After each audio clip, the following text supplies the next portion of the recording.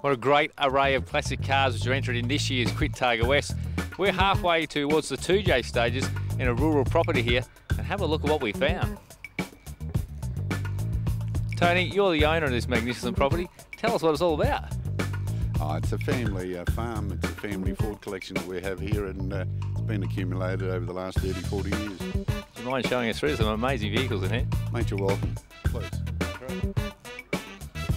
You just said this is your favourite. When I was young as an apprentice at Newcastle Motors, I did my apprenticeship with Tony and Alf Barbagallo, and for a few years before I went to Linus Motors. And we used to work on Jimmy Matter's car. They used to sponsor Jimmy Matter as a racing driver, and he had pilots. He used to drive a pilot car number 99.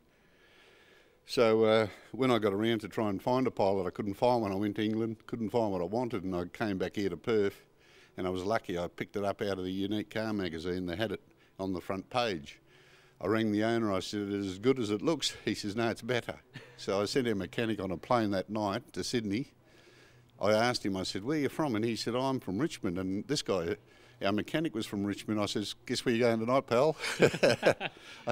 When he got over there, he dropped on the floor. He ragged me at about 8:30 in the morning. He says, "Tony, eyes and words cannot describe it." I says, "Well, don't muck about. Get up the bank, give him the money."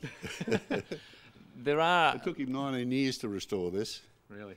And if I showed you the pictures of it on how it started, he got it out of 5 Dock in Sydney, and it looked like worse than that one I've got out there, that pilot that's outside. So hence, when it came back here, I just couldn't believe the condition of it and the work that went into it. Worth every minute, I'm sure. Oh, stunning vehicle, stunning vehicle. Now, you've got 2 garages here full of cars. How many cars are there in total? I think there's 80 odd vehicles here, and there's some more down in the shearing shed as well. Yeah, basically there's 80 odd vehicles, and we're about to open up or build another museum over the other section now, because we've run out of room for storing them, and some of the vehicles aren't here at the moment. Now, you've also got a vehicle here which has got a little bit of a rally feel to it as well.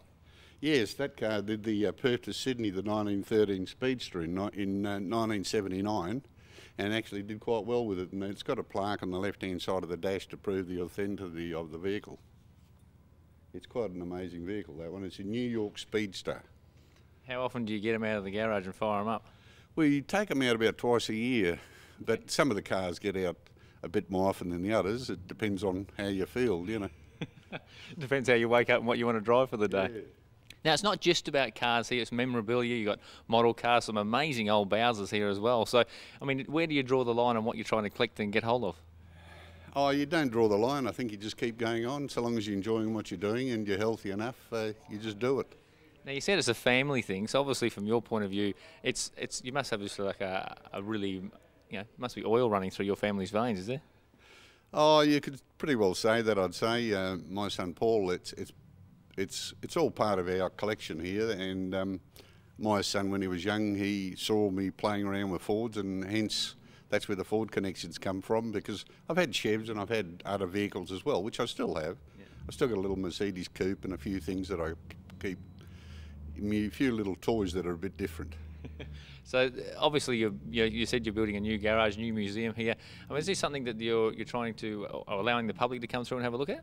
No, we only open it for registered car clubs, but if the public ring me up, they can also, I can put them in contact with one of the clubs on when we're having an open day, and they can come in with one of the other registered car clubs. And we only have it open for the Princess Margaret Hospital there. We get the people to donate the money, and it all goes to the kids, so it's all for the right reasons. Mate, fantastic, an amazing collection, and thank you so much for letting us through and having a look. You're welcome anytime.